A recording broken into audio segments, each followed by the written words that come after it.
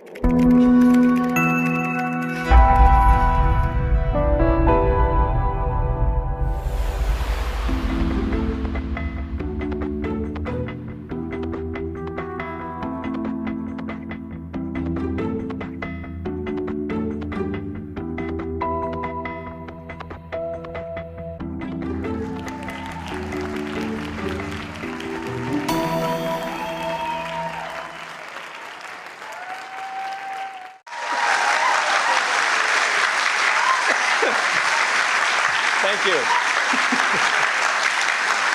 Thank you. Thank you very much. Good afternoon. Good afternoon. And welcome to Read650's Gratitude. I'm grateful I have a voice. Gratitude, true stories of grit, growth, and grace. I had a voice a minute ago. I'm Read650 founder and editor Ed McCann, and Read650 takes its name from the maximum word count of the true story submissions that we present on our stage. 650 words, which translates to a 5-minute spoken word performance. And this special edition of Read650 is streaming live from the Bruno Auditorium at the New York Public Library for the Performing Arts here at Lincoln Center. And we're very proud today to be collaborating with the New York Classical Players as part of Carnegie Hall's Beethoven celebration. And this year marks the 250th anniversary of the composer's birth. And the theme of this event, Gratitude, grew out of a conversation with the library's artistic producer, Evan Leslie, who, along with Dongmin Kim, founder and music director of the New York Classical Players, had planned as part of their contribution to Carnegie Hall's Beethoven celebration the performance you'll be hearing in Act 2 today, Beethoven's Profound and Beautiful String Quartet number 15. Written late in Beethoven's life after recovering from a serious illness, it's also known as his Holy Song of Thanksgiving. And Gratitude is exactly the type of broad submissions prompt that we love at Read650 because it allows for a wide range of expression, as you will hear in the variety of stories that we're about to present to you. So I thank Evan Leslie and Carnegie Hall's Director of Festivals and Special Projects, Adrian Fuchs, for this opportunity. And thanks to everyone here in the house for coming out today to support good writing and good music. And let's also welcome everyone beyond the theater today watching our live stream, viewers that we know of in Washington, D.C., in Raleigh, Orlando, Atlanta, Chicago, Denver, Santa Fe, and Los Angeles, as well as our friends and family in Switzerland, Ireland, Israel, England, and Japan, plus one very faithful viewer off Australia's southeast coast in Tasmania, and as many of you know, that would be my cousin Jan. And so let's also say hello to cousin Jan in Tasmania. So I am so glad that you're all here, and on behalf of my partner and executive producer, Richard Colath, and Read650 senior editors, Stephen Lewis and David Masello, and all the supportive folks here at the library and at Carnegie Hall, I thank you for joining us to support good writing, these good writers, and the spoken word. As we all do, I had a rough patch in my life about 2 years ago, and edging toward despair, I do what I normally do, which is I reached out to my niece Jane to vent and to seek some fresh perspective. And she listened patiently while I unloaded my frustrations and my grief, and then she assigned me a task that changed my outlook and really changed my life. She said, you should start every day by writing down 5 things that you're grateful for. And starting that gratitude journal was an exercise that really altered my thinking, and it shifted my focus from what I wish for to what I have. And logging those first 5 things was easy. You know, my partner Richard, sunrise, bird song, some fresh coffee, a hot shower. But I quickly realized that simply thinking about gratitude makes it grow. And it is gratitude, not fame or sex or money, that makes for a happy life. And the personal stories you're about to hear acknowledge gratitude in its many forms. And all the writers whose work you'll hear this afternoon have risen to the challenge of compressing and distilling their experiences into a tight, taut frame of 650 words, and that is 2 double-spaced pages. So that's a very small frame to fit all that you will hear, and they have done a fine job. We begin with journalist, TV producer, and writer Janice Kaplan. And Janice is the author of 15 popular books, including the New York Times bestseller, The Gratitude Diaries, which has been translated around the world. And her new book, The Genius of Women, will be published in February by Dutton. Janice was editor-in-chief of Parade magazine and the executive producer of the TV Guide television group, where she created and produced more than 30 primetime network television specials. She's written for dozens of major magazines and websites, and she appears frequently on TV shows, including Today and Good Morning America. A popular keynote speaker at events around the country, she graduated magna cum laude from Yale, and she won Yale's Murray Fellowship for her writing. And she starts things off today with Learning to Love My Ferrari. Please welcome Janice Kaplan.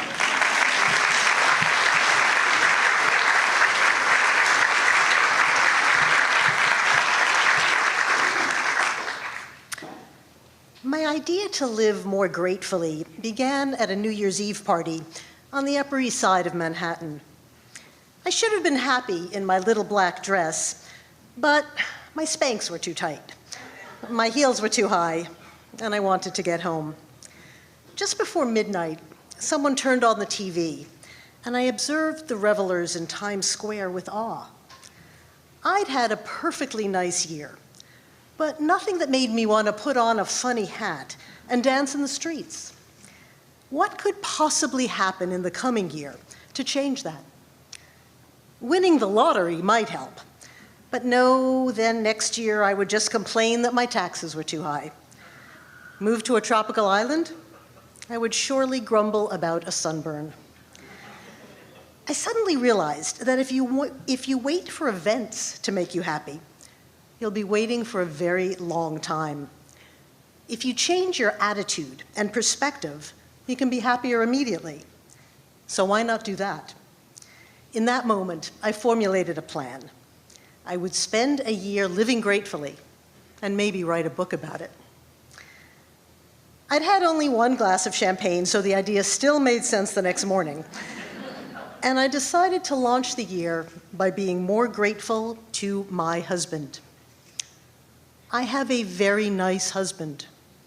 I have also been married a very long time. Whether it's a husband, a house, or a shiny new car, you get used to things and you stop noticing them. Psychologists call it habituation. A classic response is to keep upping the ante. When the Porsche you yearned for is no longer exciting, get a Ferrari. But after a few days of driving, the new car becomes the baseline of your experience, and you forget why its fancy lines seemed so special in the first place. And cars are easier to trade in than husbands. The French novelist Marcel Proust said that the real voyage of discovery consists not in seeking new landscapes, but in having new eyes. I wanted to bring those fresh eyes to the man with whom I shared my bed, my jokes, and my joint checking account. Rather than wanting more, different, and better, it was time to start appreciating the husband I had, rather than the imaginary cross between Brad Pitt and Bill Gates, who would always remember to remove his muddy boots at the door. On the Friday after New Year's, my husband and I headed to our house in the country. And as we pulled into the driveway, I turned to him and I said, "Thank you for driving." He looked at me and said, "I always drive." I know, I replied, but it's snowy and dark, and I'm grateful that you're such a good driver, so thank you. As the weekend continued, I thanked him several more times for being kind, for being helpful, and even for being so handsome. He didn't comment, but when we sat down to dinner on Sunday night, he looked at me and said, "Thank you for cooking." "I always cook," I said. But in just one weekend, the vibe between us had started to change. We were noticing each other. We were appreciating. You think that by being grateful to someone, it's a gift to the other person, but it's really a gift to yourself. Gratitude makes you feel better. It changes your perspective.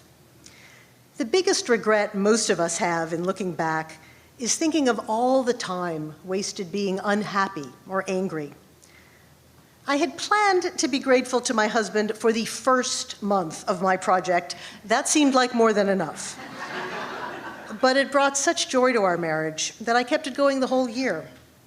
When the next New Year's rolled around, I hugged my husband at midnight and I started to cry. "I don't want this year of gratitude to end," I told him. He looked at me and said, "Well, you could try being nice next year, too."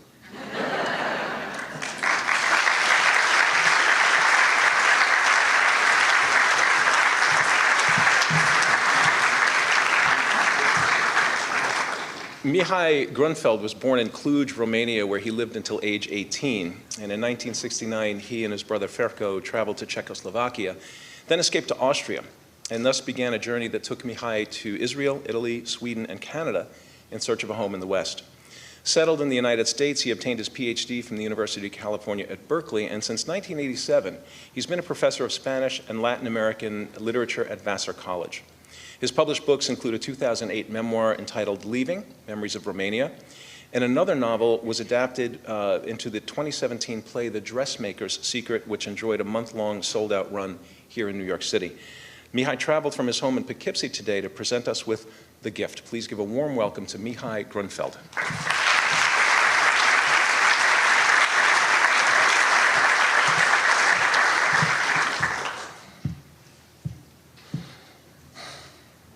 Once, only once, did my mother open the locks of her memory to tell me a story about Auschwitz. I was 10, and it happened quite unexpectedly, like a precious gift. A Sunday morning, after breakfast, I was on my way out to play when I heard Mama's voice from the bedroom. "Mishika, please come here." She's sitting on a carpet, leaning against the wall, with a soft pillow behind her back, holding a notebook on her lap. "Sit down here with me. I want to teach you the Hebrew alphabet." "No, now? Please, come and sit." Bright sunlight pours in, lighting up the white, crumpled sheets of my parents' unmade beds. Through the open window, I see the top of the chestnut trees. Mama puts her arm around my shoulders and gently draws me closer to her. I feel her warm arm against my skin and snuggle in. She opens the notebook and draws a few strange letters. These letters don't mean much to me, so I ask, "Mama, would you tell me something about the concentration camps?"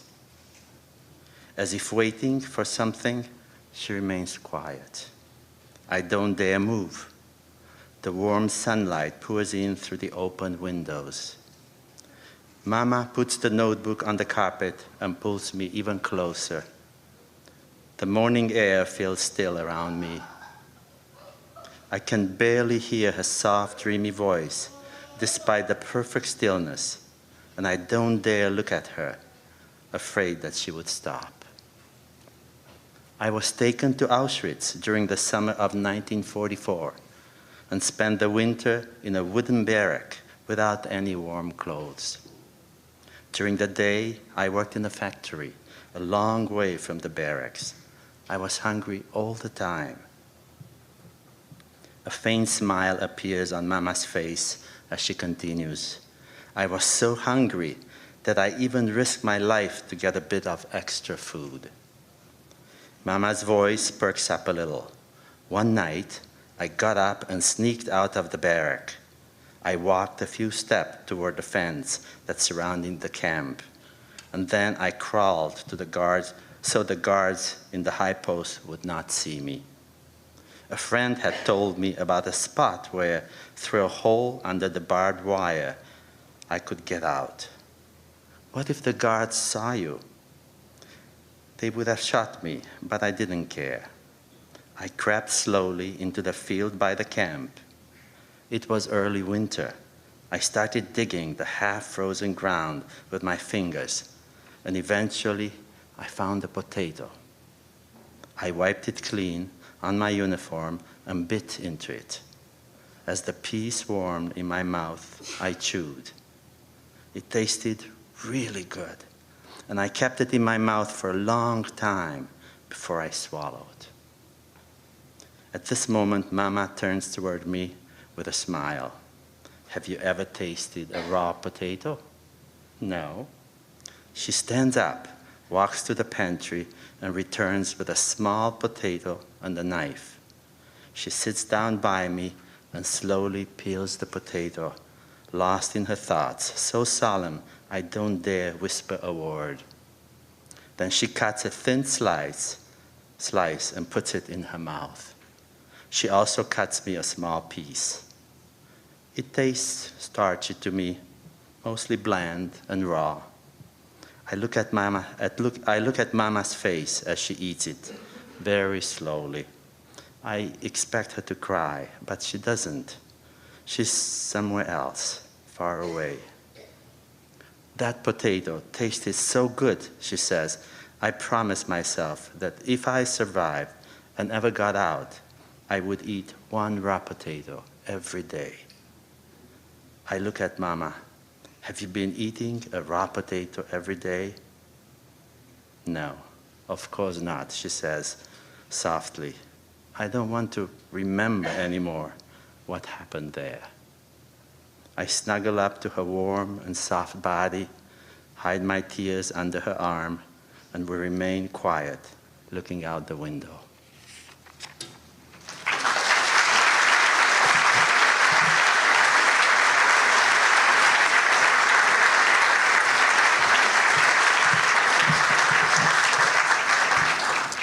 Liyan Soul is an award-winning writer and music teacher, and her writing has appeared in Hippocampus, Confrontation, Hudson Valley Magazine, and other online and print journals.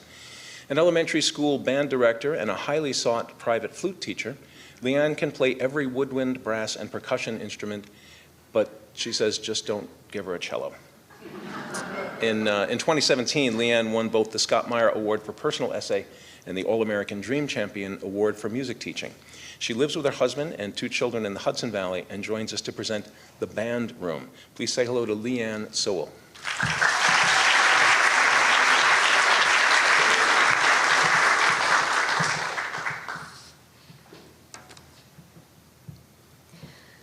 The low rumble of timpani mallets contrasts with the peaked pitch of teenaged voices as I enter the band room on the first day of high school. Shiny instruments emerge from cases big and small. 4 half circles of chairs and music stands face a podium, and there's a folder with my name on it in the front row. I unpack my flute on my knees and blow a few soft, experimental notes across the mouthpiece while keeping my chin low to hide the scar bisecting my neck. The scar is fresh. 6 weeks ago, a surgeon slit my throat and scooped out my thyroid gland to remove the malignant tumor wrapped around it. As my life split itself into before and after, I groped for a shred of normalcy and found it in high school marching band. I'd already signed up and gone through rookie training earlier in the summer, but band camp, required for learning routines to that year's show, was scheduled during my first week of cancer treatment. Instead of marching the field in patterns coordinated to the music I'd already memorized, tramping through mud and heat with my bandmates, and giggling in bunk beds at night, I ingested radioactive iodine and spent 4 days isolated in a hospital room. Today is the first time I've opened my flute case in weeks.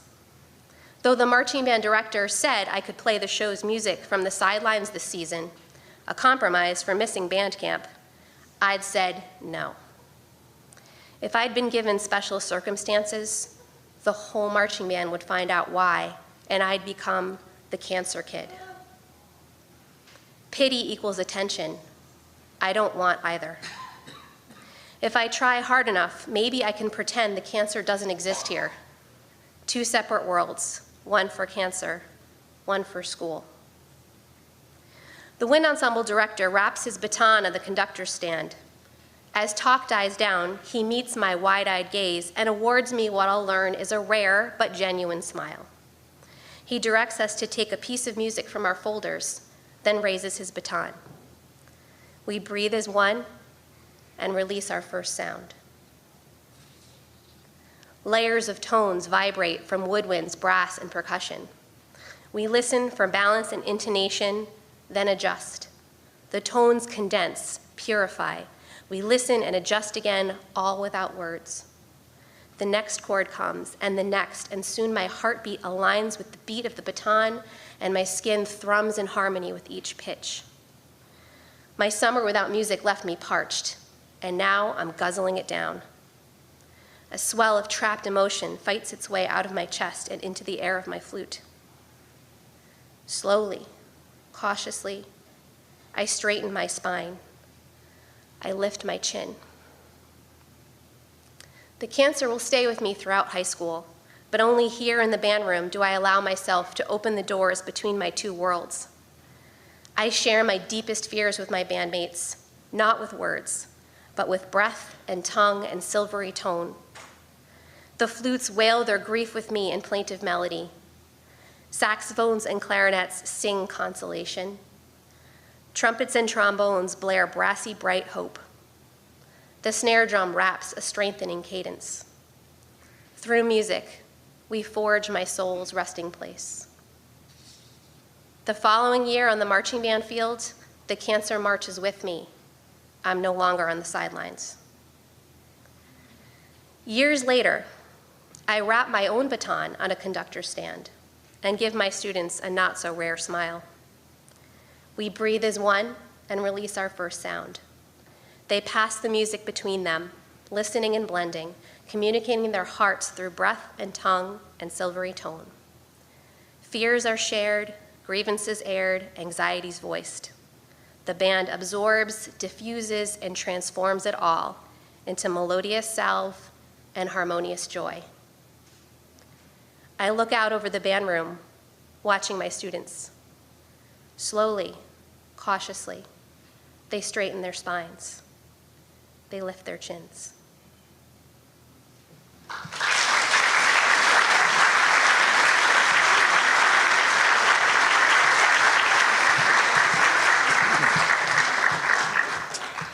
John Leonard Peel Meyer began his career with the play and movie Agnes of God, followed by 3 more plays on Broadway and over 25 television movies and miniseries produced.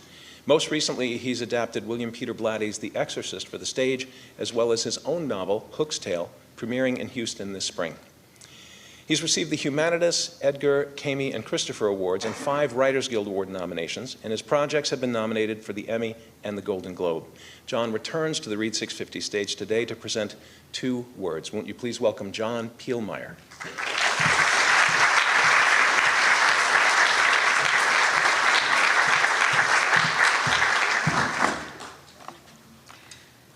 650 aren't enough. Sometimes a monument is enough, a thoughtful gift, a home-cooked meal, a kiss, a long embrace. Often they cannot equal the deed. The payback is too enormous, the kindness of the giver unfathomable. Repaying a debt is expected in our society. It's fair, it's reasonable. But the heart has its reasons, Pascal once said, of which reason knows nothing. Can kindness ever be repaid? In February of 1862, Colonel Richard Owen, a Scottish-born geologist serving in the Union Army, was put in charge of an Indiana prisoner of war camp for Confederate soldiers. Starvation, disease, and other atrocities abounded in these camps, north and south. The death rate was astronomical. Owen changed that in his camp. He brought in books for the captured and saw that they were well fed mentally and physically. He helped the prisoners open a bakery.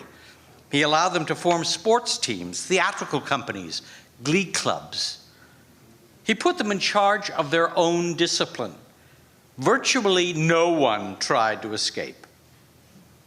And when he was transferred out of his camp, the prisoners themselves petitioned the governor, asking that Owen remain. I know this because I was once asked to write a paean to Owen. I envisioned a glee club of prisoners singing their a cappella thanks. A champion of liberty and justice, they sing, he never asked for kindnesses repaid. But they did repay, as best they knew how. They collected funds and after his death, commissioned a monument to honor his courtesy and kindness. A monument would never serve as sufficient payback, of course, but perhaps the act of raising it was sufficient enough. A public declaration that goodness must be acknowledged, remembered, honored. Can kindness be repaid? My wife saved my life once, quite literally. Is this a debt I owe her? When we were younger and at the beginning of our friendship, I paid her dental bills. By the laws of our economy, I should expect repayment over time. Is that why she married me? Is her rescuing me from the clutches of death the final payback, allowing her at last to walk away? Obviously not. She's still here. Maybe she considers my life worth more than her dental bills, which is debatable. Nevertheless, she's hanging around until I make up the difference. What's absurd about this metaphor is that it reduces gratitude to capitalism. It's how we're taught to think in this biblical democracy of ours. There's a logic to it, a mathematical addition and subtraction of courtesies that evens things out. Biblically, it's an eye for an eye in the best sense, a benevolent revenge. But gratitude is not payback, nor is it obligation. It is, in its own way, a gift.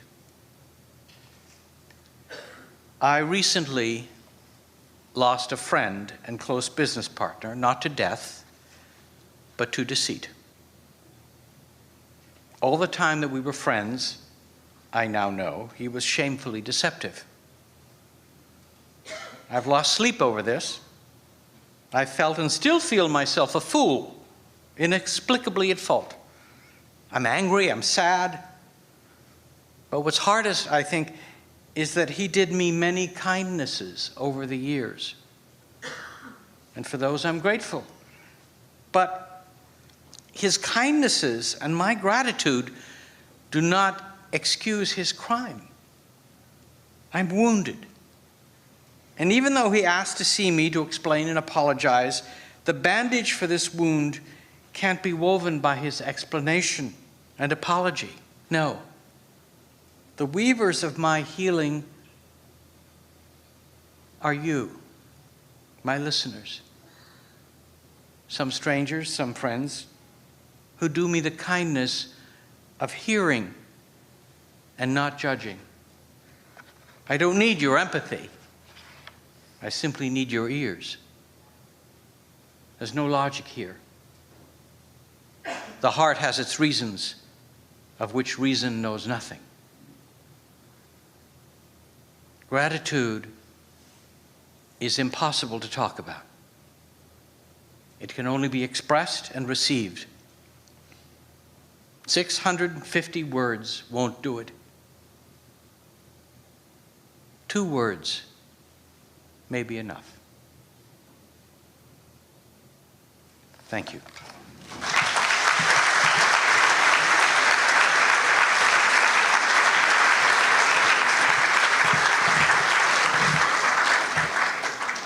Andy Rosenthal is the author of the novel The Bookseller's Sonnets, which was a Hadassah Brandeis Institute Book Club selection and a National Jewish Book Council Book of Note.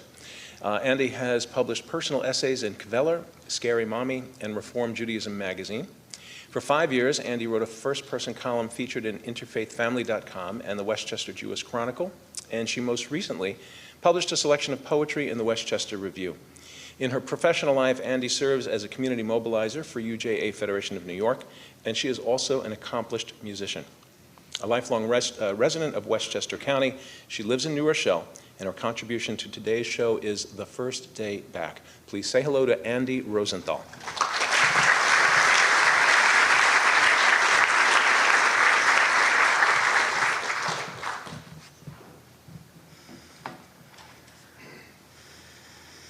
The bagel was still on my desk when our staff returned to work 2 Mondays later.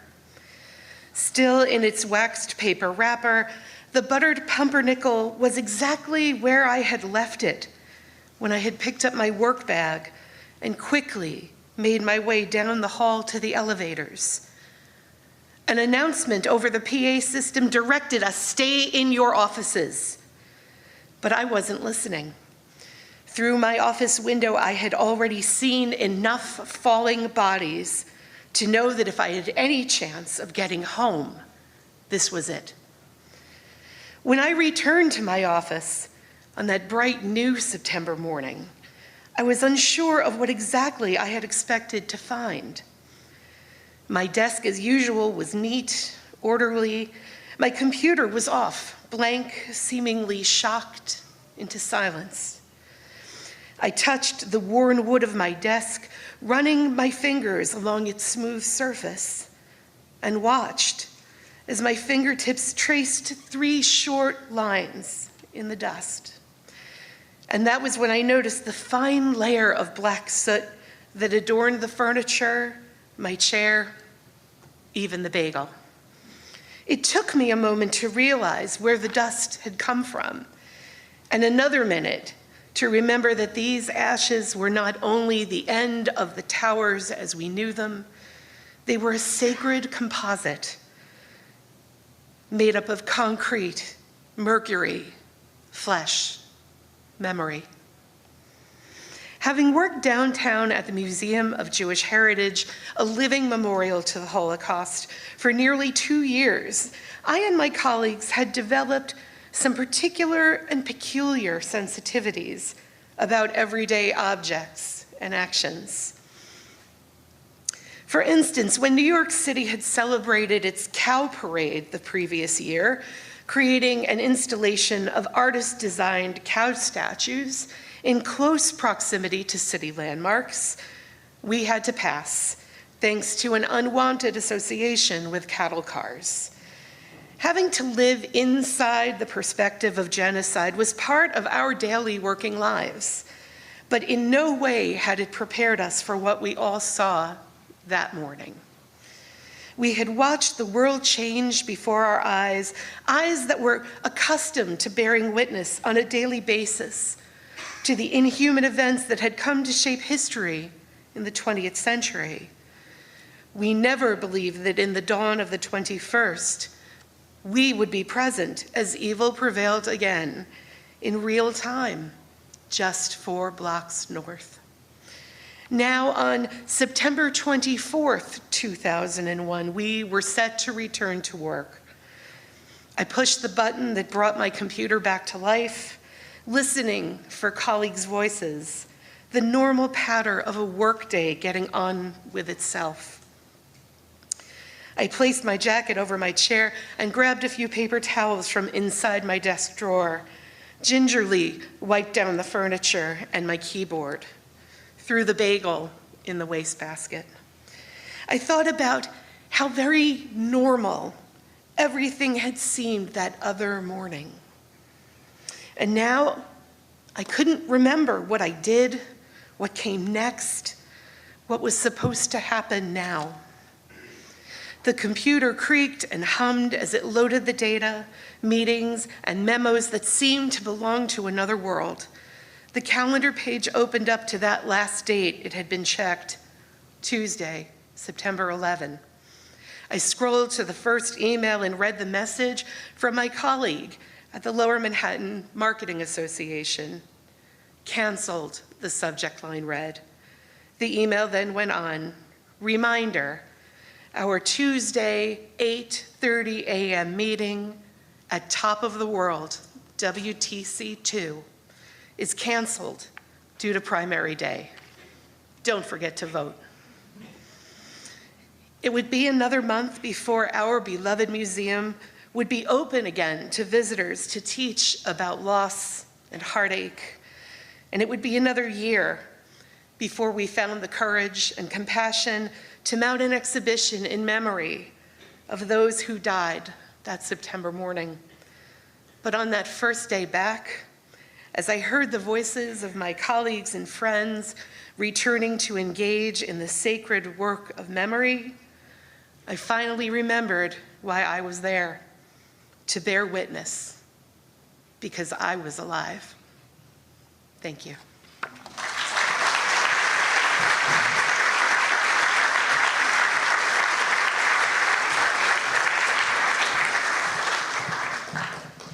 Malachy McCourt was born in Brooklyn, but raised from age 3 in Limerick, Ireland. And returning to New York at 20, he worked manual jobs until becoming an actor, a career including roles on Broadway, off Broadway, on television, and in film.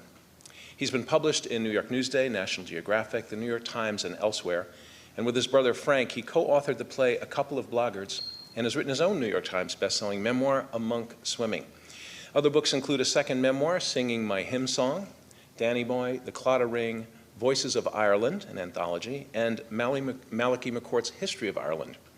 Happily married to Diana for more than 4 decades, his most recent book is entitled Death Need Not Be Fatal.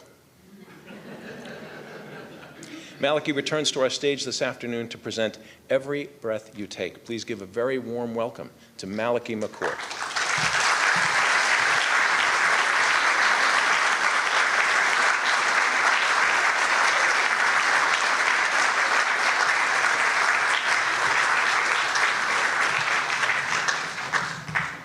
Don't stop.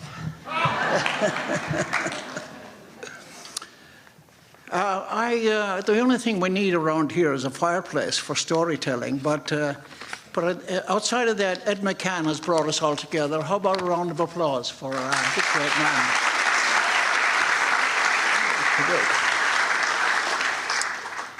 Now, as Donald Trump said to each of his wives,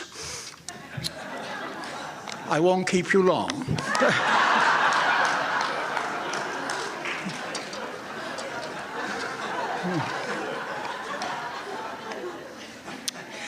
Two people die every second in our world.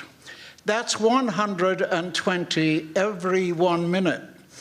In the 5 minutes allotted me here on the Read650 stage, 600 people will have died. I didn't do it. Yeah.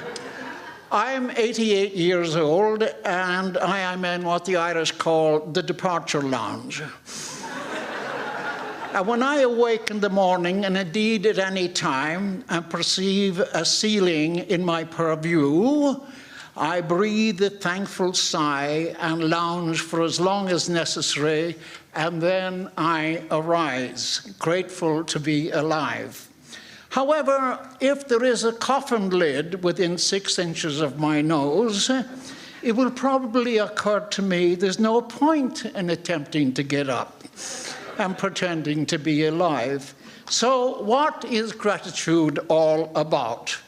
First, I am grateful that my parents did what is sometimes referred to as it. If my parents didn't do it, I wouldn't be here today. Second, most of us begin life when some stranger gives us a whack on the arse to jumpstart our breathing. A person living to 80 will take 673 million breaths, up from the 960 breaths he or she will take in the average hour. I am grateful for the first breath of life. Third, I am grateful that strange fate placed me in Brooklyn, New York, on the date of my birth, the 20th of September, 1931. Instead of the transatlantic crossing to Ireland, where our family was bedeviled by disease, despair, and child death.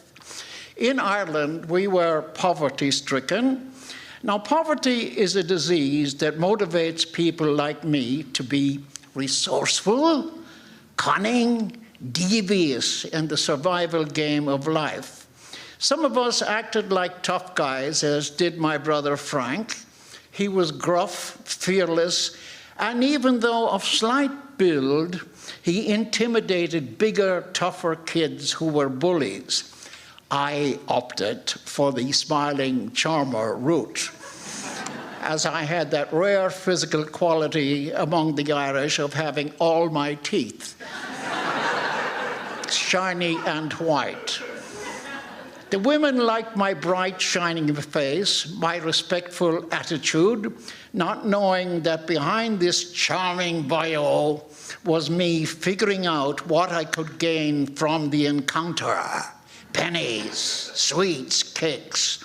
So I'm grateful I learned to survive. Mostly, though, I am filled with gratitude for finding love with my beloved Diana. Gratitude seems such a mild word in our lexicon of our romance.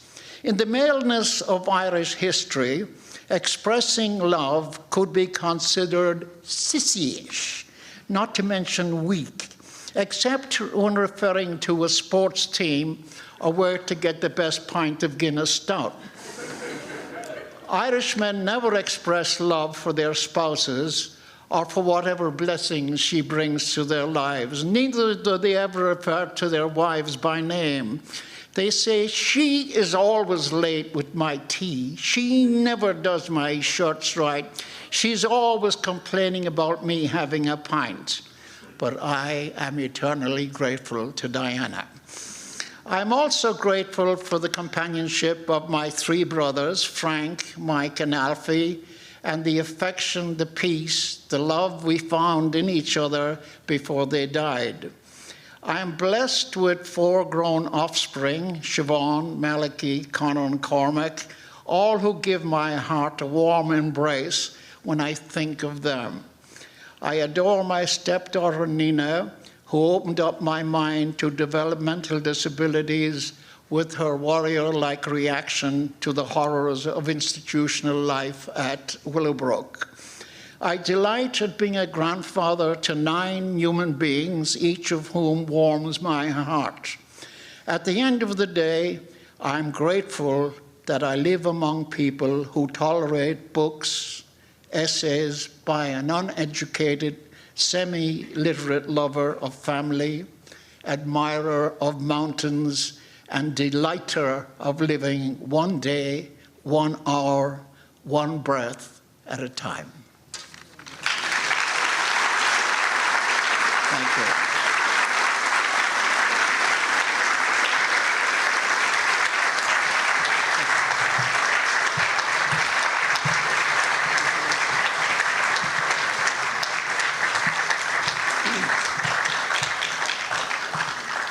Stephen Lewis is senior editor and literary ombudsman for Read650, and he's also a columnist at Talking Writing, a member of the Sarah Lawrence College Writing Institute faculty, and a longtime freelancer whose work has been published in the New York Times, the Washington Post, Christian Science Monitor, Los Angeles Times, and many others. Recent novels include Take This, Loving Violet, and A Hard Rain, all from Cod Hill Press, and you can peruse his extensive backlist of nonfiction titles on his website, stevelewiswriter.com. Steve divides his time between his writing space in New Paltz, New York, and Hatteras Island, North Carolina, and he is here to tell us today about the breathless days after June 2nd, 1977. Please say hello to Stephen Lewis.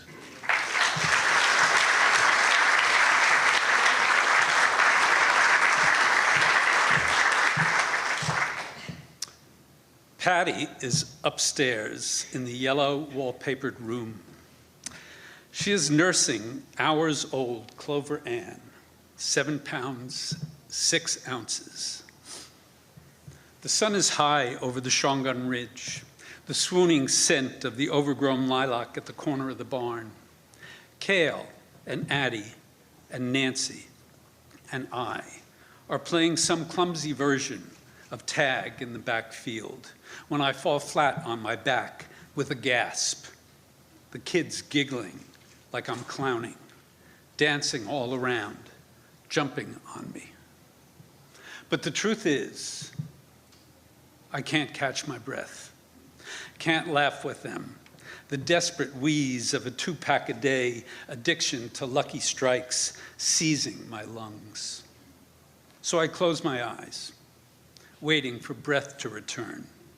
And in that breathless moment at the edge of life, children's laughter swirling all around, I'm thinking how our family doc stepped aside when the baby girl crowned the night before.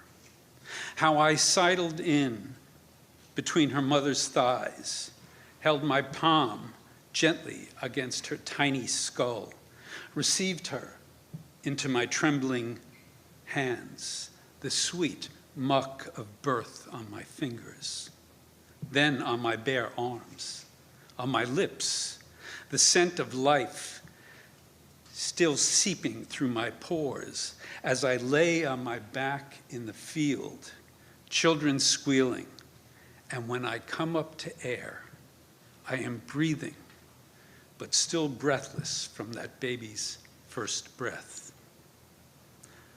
A few hours later, after I toss the pack of Luckies into the garbage can by the barn, Clover is sleeping, wrapped in her mother's arms in the upstairs bedroom. My mother is downstairs with the other kids who are waiting for their dinner.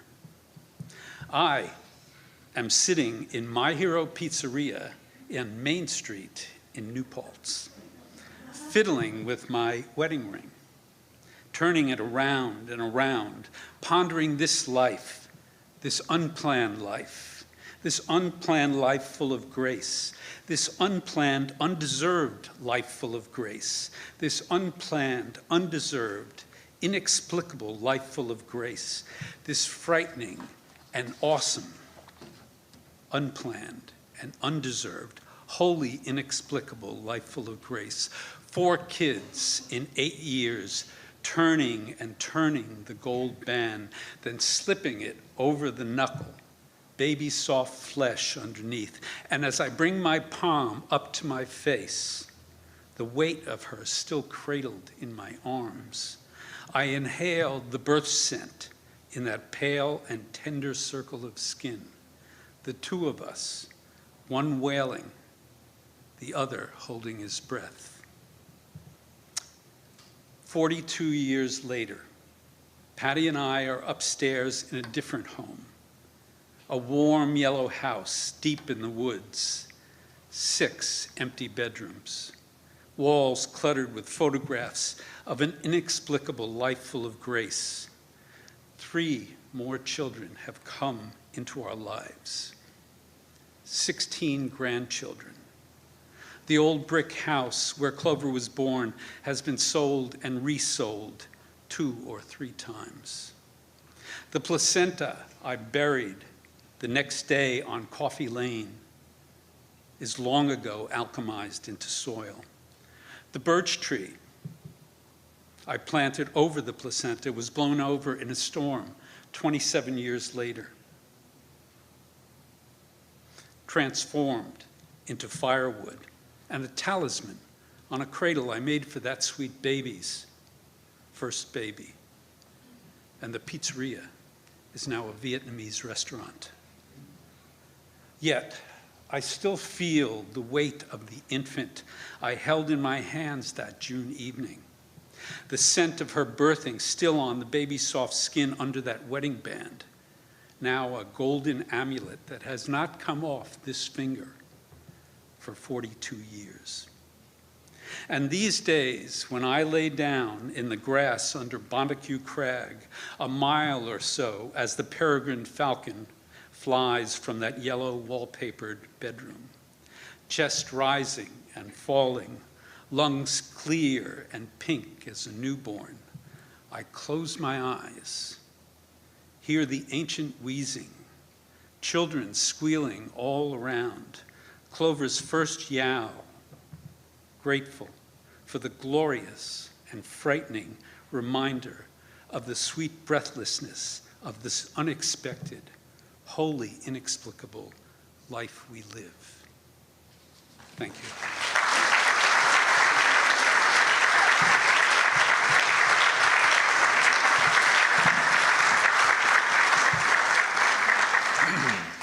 Jamie Bernstein is an author, broadcaster, filmmaker, and concert narrator.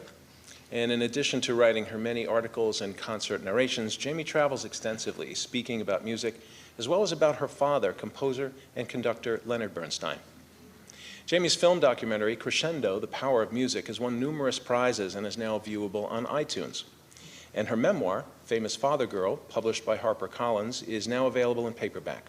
And you can learn more about Jamie's multifaceted life on her website, jamiebernstein.net. Jamie closes Act 1 of today's show with Gratis. Please give a very warm welcome to writer Jamie Bernstein.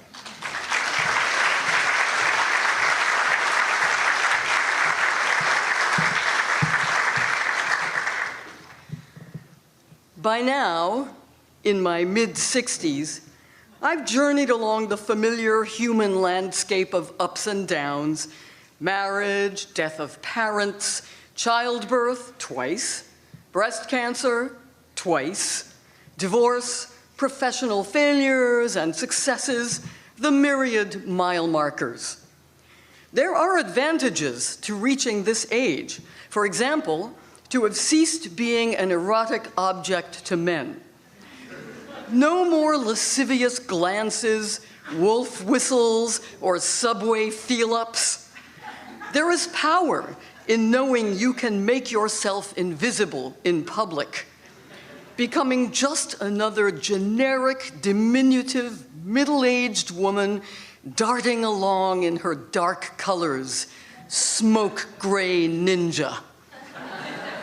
I've occasionally mused that another romantic relationship might possibly still be out there waiting for me. I have curiosity and energy.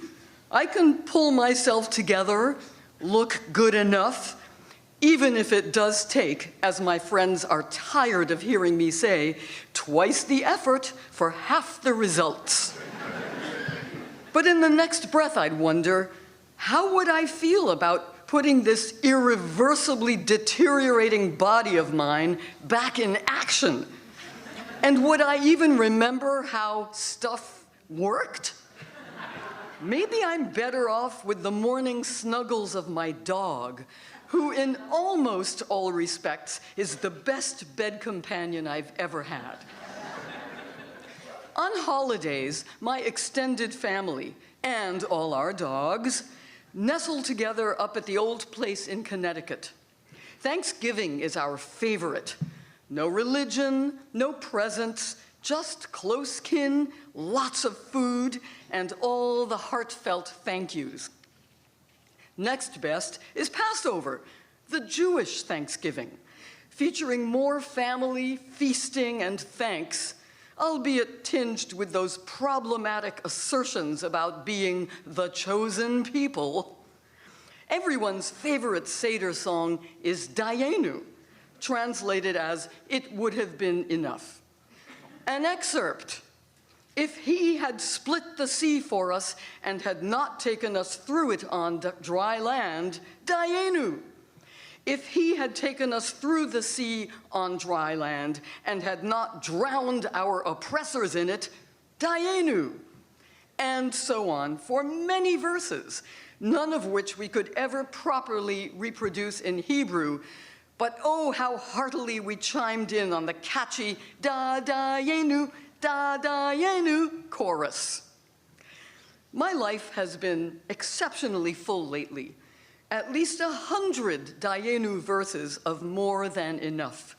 So I don't ask for additional goodies. I lean toward thank you, not please, in my prayers. Anyway, I don't subscribe to begging a deity for favors. Then the unexpected, unprayed for thing happened. A person came back into my life, a person from 4 decades ago. Once this thunderbolt of reconnection was upon me, it seemed inevitable, essential, and I did remember how stuff worked. My body, my rickety old body, had found its completing piece. Like the 2 rocks I found once on the beach that surprised me by suddenly and silkily conjoining when I slid their irregular surfaces against each other in just a certain way. When we're suffused in the goodness of life, we have the overwhelming urge to thank somebody. Yet I don't really believe that some discrete entity is arranging my circumstances.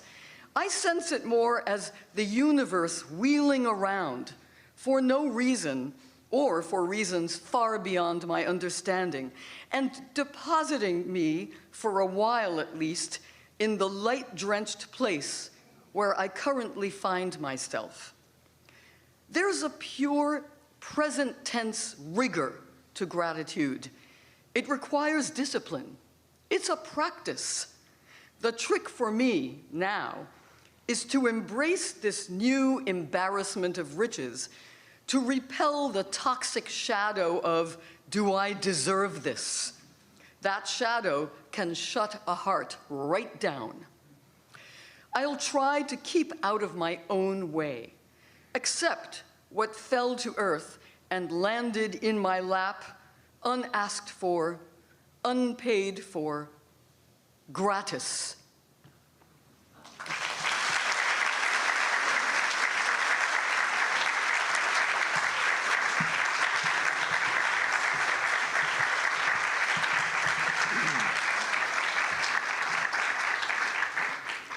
Read650 is a nonprofit literary organization with a mission to promote writers. And in a publishing environment where it's often challenging to find or hear new voices, we took that mission very seriously in creating and refining this quality platform for both established and emerging writers. These are not open mic shows, and there's nothing random or improvisational about what we do. We place a strong emphasis on the craft of writing. And the pieces featured today were selected by an editorial committee of journalists and writers of essays, novels, memoirs, and plays. And today's event is made possible, as they say on PBS, by viewers like you. And your donation is an investment in Read650 and supports our mission to promote writers. And we sincerely thank you for your tax-deductible donations at read650.org or in the lobby. In addition to our live events and YouTube channel, another way that we promote writers is by making the true stories from our shows available in these anthologies, which you may have seen on the way in. And these are collections of the stories that we present on the stage. They sell on Amazon for $10 each, but during intermission and following today's show, you can purchase any three for just $20. There are 24 titles to choose from, including What We Ate, Siblings, The Great Outdoors, Love and Marriage, and the stories you heard today are included in a collection of 28 pieces in this printed volume. It's a very dark day for me when we have to decline good work because we don't have room for it, and this is the first edition where we are including pieces, many fine pieces that we were not able to present on the stage. So there are 28 stories of gratitude in this book, and it's quite a nice one. We're quite proud of it. And the sale of these books filled with those great two-page stories fund all the work we do. They will look much nicer on your nightstand than that messy stack of New Yorkers that you keep meaning to get to. And at 2 pages, they are the perfect bedtime story to read to yourself or aloud to your bedmate, whoever that may be. And while you are, a friend of mine, one of our friends in Pismo Beach in California says when he gets a new book, he just plows through it like going through a bag of chips. And conversely, we have a friend in Naperville in Illinois who says when she gets one, she parcels them out one at a time like a box of chocolates. So there's 2 ways to approach that: bag of chips, box of chocolates, but it's all delicious. We are always working to broaden our submission pool and feature new and diverse voices. And you will find upcoming topics in both your program and on our website, read650.org. Please follow us on social media and share your email address during the reception so that we can stay in touch. There will be a clipboard or 2 around that you can add your email.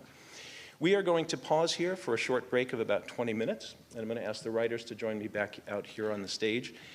In Act 2, coming up in Act 2, conductor Dong-Mit Kim and the New York Classical Players will be performing Beethoven's profound and beautiful string quartet number 15, including that central movement known as his Song of Thanksgiving. For our live stream viewers, we've selected a few pieces from our video library to share with you during admission, and I hope you enjoy them. And so now you will stretch your legs, wet your whistles, join us back here for a great second half. I'm Ed McCann, and live from the New York Public Library for the Performing Arts at Lincoln Center, this is Read650, and I'm just so proud to present these writers to you one more time, and thank you so much for coming.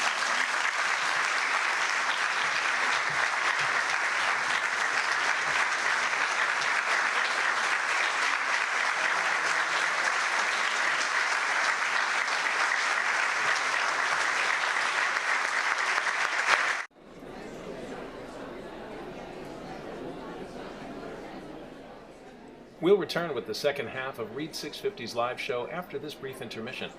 We hope you'll stay with us.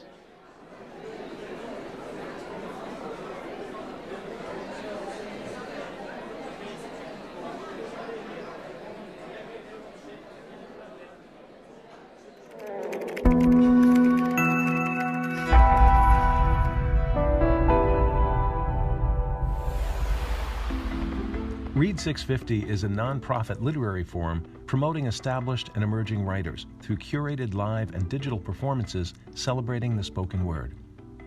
It's a high-quality platform for true personal stories, 2 pages and 650 words long, read aloud by the writer before an audience. It's 2 pages. It's 5 minutes. 5 minutes. If you're a writer, you should write one. Why not? Described as the true story selected shorts, it's a venue for the personal essay with a maximum length of 650 words. That's 2 double-spaced pages that can be read aloud in 5 minutes. 2 pages. It's 5 minutes. I'm Edward McCann, a writer and producer and the founder of Read650. In 2014, I created the kind of reading I wanted to attend myself.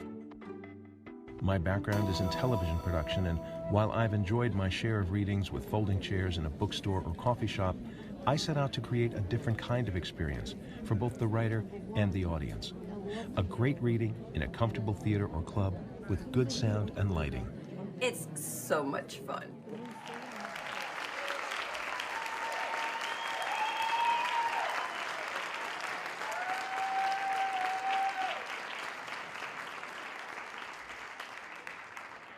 Read650 is a literary forum built around broad themes like summer jobs or dog stories or immigration. Submissions are curated by an editorial team to create an entertaining and evocative theater experience, followed by a post-show reception where our writers and guests share refreshments and get acquainted while talking about writing and lots of other things. Mark Twain once said, "I'm sorry to write such a long letter. I didn't have time to write a short one." Writing a short, effective essay or story, or even a letter, is challenging. But most writing is improved by being made shorter. And when you're trying to relate an experience or communicate a message in a frame as small as 650 words, everything that's not essential has to go. The end result is tighter, cleaner, more focused, and can deliver a real punch. I still don't know why I'm so angry with my sister, but I do not walk away. I cannot. I know I haven't always been a good father to you boys, Dad said as fresh tears flowed down his face. And I'm sorry. I forgive you, she says. Do you understand? Camp Benedewin's owner told us that the kitchen help was not allowed to go near the lake. John's been furious with you since the moment you were born. Why do you hate me? Here's the tricky thing about alcohol. It delivers suggestions to the brain that seem like very good ideas at the time. Since they thought my skin would contaminate their lake, I decided to do something that really would.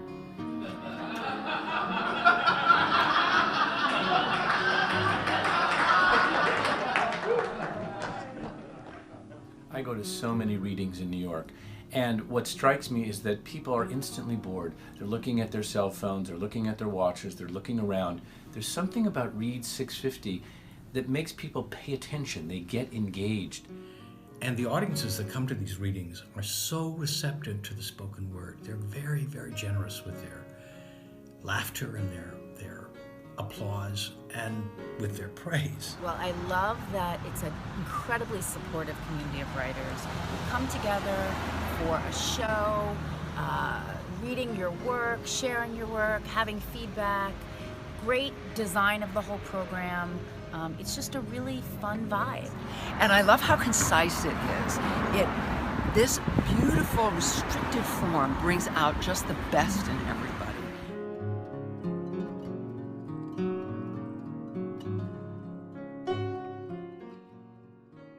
Our editorial committee is comprised of journalists, playwrights, and writers of essays, novels, and memoirs. And the pieces they review have to work on the page before they get to the stage. So we collect these stories from the show, and we put them in books like this. The printed collections of the stories we feature on our stages are another way we serve our mission to promote writers. They're available for sale at Amazon and at all of our live events.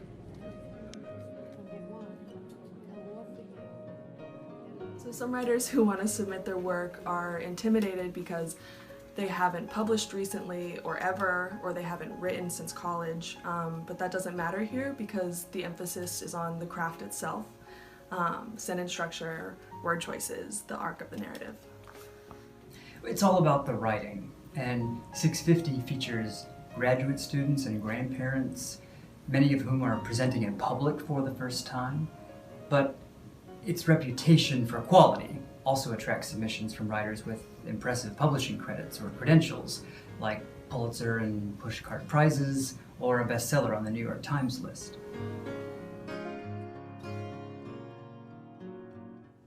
The work can be hilarious, or it can be deeply moving, but it's not stand-up and it's not therapy. It's legitimate literary work, given voice by the writer.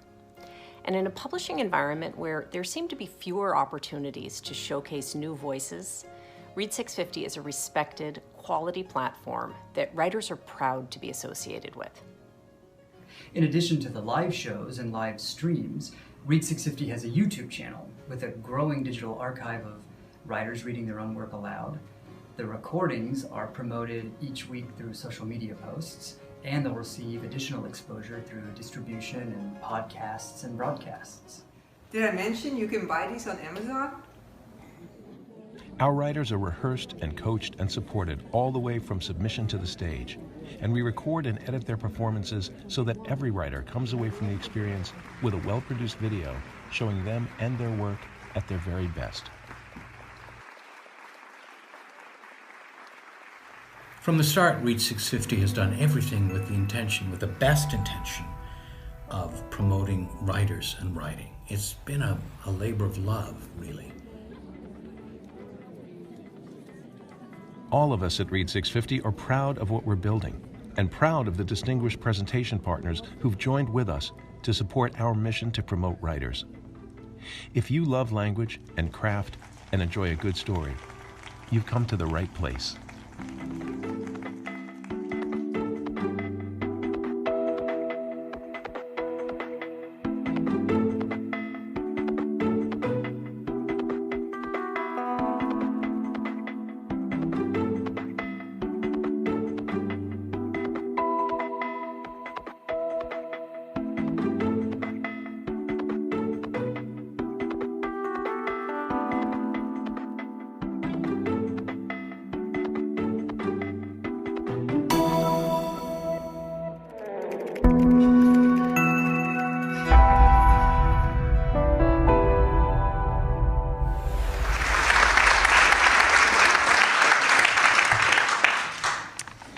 The great thing about Candyland and Chutes and Ladders is that they can be played in less than 15 minutes and take very little mental effort.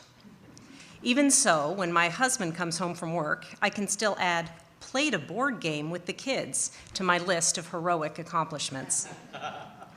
Unfortunately, my 5-year-old has developed an unhealthy interest in the game of life, the only game I know that is possibly more complicated than life itself. At first, I try to convince him that the little cars that lead us down life's path are there to be zoomed, that whoever gets to the end first wins. But he isn't having it. So I figure if we're gonna have to play, we'll do it right. I'll teach him a few life lessons and get the dialogue going about the world around us, you know, actual parenting, like on TV. The game starts at age 18, and I'm pleased to see that he chooses to go to college. Having made such a wise choice, he is faced with many career options after graduation.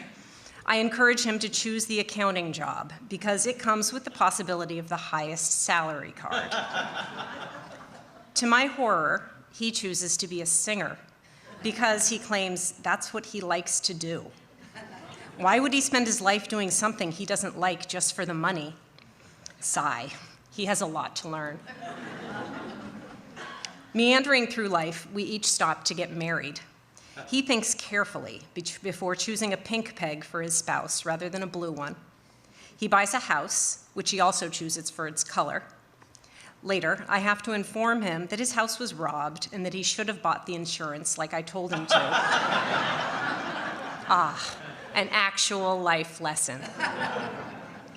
He rejoices every time he lands on a square that gives him another baby. He fills up his car with the allotted 4 children and then hoards the extras in the back seat. I have another son who likes to collect the child pegs too, but he leaves them on the side of the board with his money, claiming, "I don't want those kids riding in my car." We refer to him as the smart one. Life gets more complicated as you move along. He wants to know what a Pulitzer Prize is and if it comes with candy. He wants to know who has the solution to pollution and why anyone would want to swim across the English Channel. I can only answer one of those. At some point, I find myself explaining what a stock is, and then what a dividend is, and what taxes are for, and how dividends are taxed at a lower rate than ordinary income, and why Warren Buffett doesn't really like that. As life winds down, we are laden with cash and real estate and lucky heirs, and we race towards retirement. If you can afford it, you get to retire at millionaire estates. And if you can't, you're relegated to countryside acres. Before you enter either, you sell your house, the price of which is determined by a random spin of the wheel, which actually sounds about right. Life ends, and I've realized that I've just spent a full hour explaining to a 5-year-old how life works. I wait for the applause and maybe a little confetti as we each count up our money to determine who wins. And because I chose the rejected accounting job with the coveted yellow salary card, I have the most money. I tell him with great humility that I have won and he has lost. He shakes his head and shows me his full little car. I have the most family. I win. I may need to rethink a few things.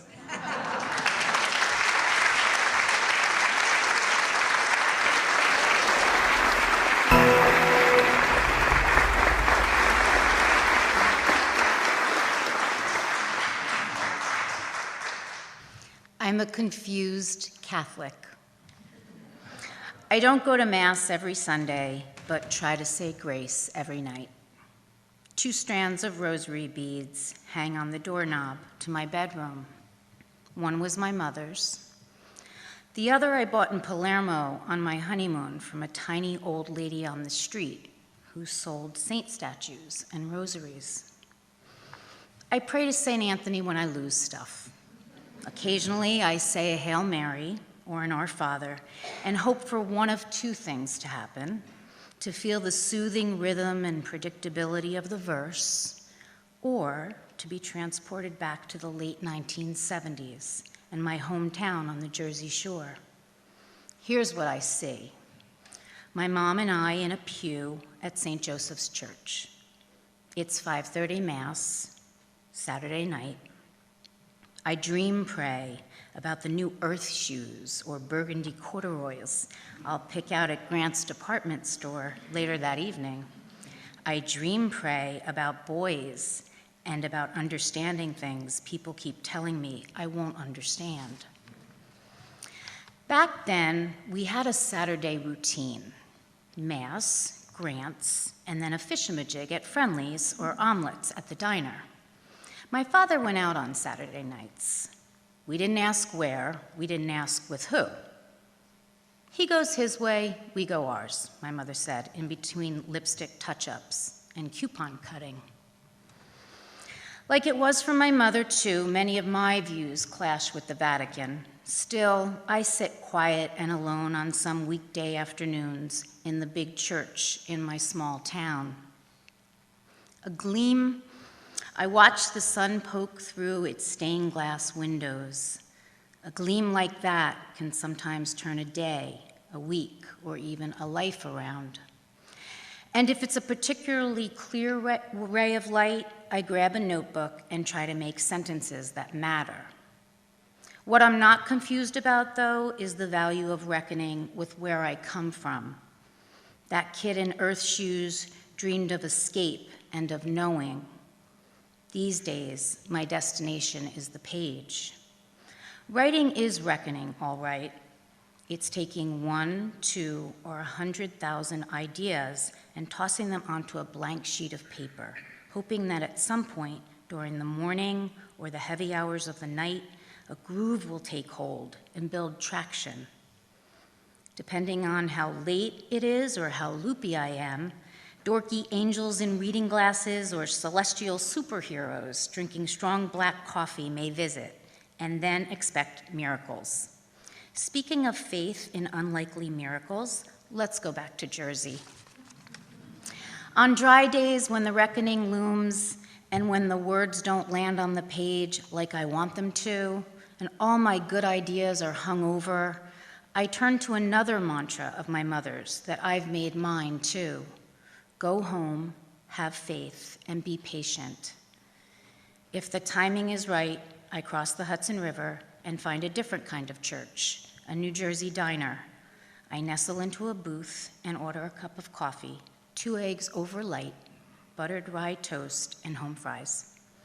I watch, listen, maybe even dream pray. Inevitably, they arrive, glimpses of tenderness and tragedy, a waitress with a magnificent hairdo and a Hello Kitty pen, a sticky-faced baby tossing dime-sized pieces of pancakes on the floor, the frail hands of a very old man cutting his wife's bacon, breakups, tears, doubled-over laughter, human beings, being, angels, coffee, superheroes, New Jersey. It's a sometimes misunderstood place, home to sometimes misunderstood people, so I consider being born and raised there one of the reasons I write. I think you tend to write about things you're trying to sort out, Bruce Springsteen says, king of the misunderstoods. And, like the boss, I may have been born to run, but I'll never stop going home.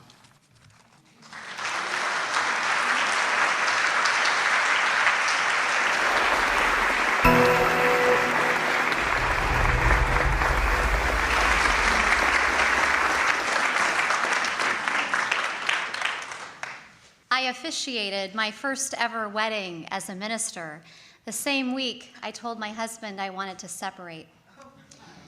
In a cruel bit of irony, my nickname for him had been Dearly Beloved. 3 years later, my younger brother George asked me to officiate his wedding. I envisioned standing before family and friends, some of whom I hadn't seen or heard from since they'd gotten wind of my divorce. Would they label me a fraud, a sorry excuse for a minister, or worse, a lesson in failure in an extended family that prided itself on longevity of marriage and religion? How could I explain to them that I still valued the covenant of marriage? I just couldn't stay in mine. When I told my mom how fraught this whole wedding thing felt, she said, "You don't have to officiate. George can find someone else." Someone else? I'd played board games with him, babysat him, built bed tents with him. I knew the 3-year-old circling the basement on his big wheel, the 6-year-old shooting hoops from the driveway, the 10-year-old jumping off the diving board shouting, "How about me, the number one?" He was my brother. No one but me was going to pronounce him somebody's husband. At the hotel, I unpacked my black clergy robe and practiced my liturgy. I rehearsed a fake homily that began, "You know your wedding's in trouble when your reverend's running from her marriage." My insides were a mixture of jealousy, inferiority, and pride, all swirled together in a cocktail of anxiety. Also, I needed a cocktail. Instead, I knelt by the bed and begged for help. A year earlier, I'd witnessed George kneel down on one knee outside the restaurant where our families waited with cameras poised. Watching him gaze up at his girlfriend, I felt my breath stop as he popped the question. All month, he'd been planning to propose in a hot air balloon, and the winds would never cooperate. But this way, we all got to see and applaud the moment she nodded yes. And I'll never forget the look on George's face. How about me, the number one, as he entered that restaurant to the sounds of our cheers. George was the first person I'd told once I knew. I don't think I can stay married, I said, looking up from my scorecard at a Yankees game. He put down his beer and listened. He was my little brother, but I needed his advice. I'm afraid of letting so many people down, I said. He looked at me with concern and love. Carrie, he said, it's your life. You're the one who has to live it. I wish I knew what to tell you, but I know you'll know what to do. All I know is right now at the wedding chapel, my heart is filled to bursting with love for him. Just 2 feet in front of me, in a gray suit, he shifts his weight from right to left. The musicians begin playing I'll Marry You, and George turns toward the doors slowly opening at the back of the room. His eyes look expectantly out over the heads of family and friends, and it is all I can do to contain the tears behind my eyes from pouring forth and spilling out over into the pews. As his soon-to-be wife floats down the aisle in a trail of white, the background of wedding guests and weathered pasts blurs into the distance because there is a love story to tell, and I get to be the one to tell it, to bless and pray and point to the source of all love, the one who carries us even when the wind changes. My brother and his bride join hands, and from behind that wooden podium, minister, sister, divorcee, I cherish the role I get to play. Dearly beloved, I begin.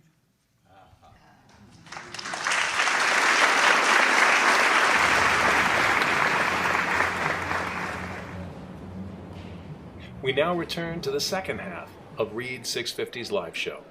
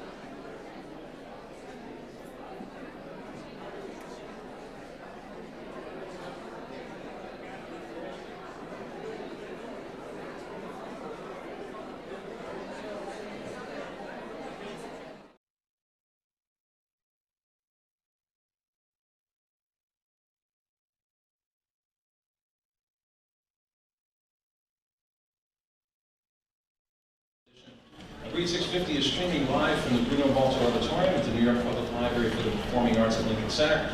And we're very proud to be collaborating today with the New York Classical Players as part of Carnegie Hall's Beethoven celebration, marking the 250th anniversary year of the composer's birth. Thank you for joining us here in New York City today and for viewing our live stream. And it is now my pleasure to introduce you to Evan Leslie, artistic producer of the New York Public Library for the Performing Arts. Please say hello to Evan Leslie.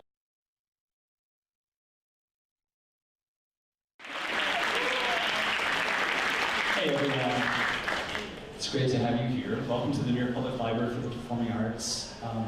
You're actually helping us further a tradition that we established a couple years ago, which is to start every year with a focus on a work of art that really nourishes the spirit.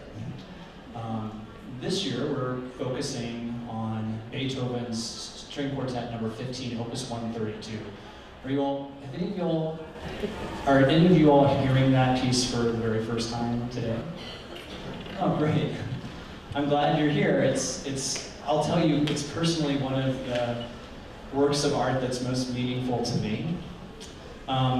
Beethoven, as you probably all know, was someone who had a pretty difficult life because he was an incredible composer who happened to have the disability of deafness for most of his adult life. But in addition to that, he suffered from incredible other health problems and difficulties. He suffered from gout. He suffered from gastrointestinal issues, kept him lonely, kept him isolated. I'm going to ask the booth to switch to the next slide for me. Talk about a moment of gratitude. Nothing like just a bunch of meaningless chatter to make one feel a little unnerved. There's the man right there. Beethoven. That's actually the statue of Beethoven that was erected by the Beethoven Association of New York in Central Park in 1896. He's an important guy. This particular piece of music was written in the last couple of years of his life. He died when he was 57 years old. During those last couple of years, some of the illnesses that he was facing were so severe that he had to postpone another opera. He postponed working on a big oratorio, big major pieces like a requiem, he put aside. And instead what he did was he wrote 5 pieces of music for 4 string instruments. One of those pieces wasn't ever performed while he was still alive. They're monumental in size. They test the ability of the players that execute them more than any other piece that had been played. He was definitely writing music for maybe an audience of the future, someone like you sitting here. This 15-string quartet he started writing, suffering from these issues, health issues, and about halfway through writing the piece, he experienced a miraculous recovery.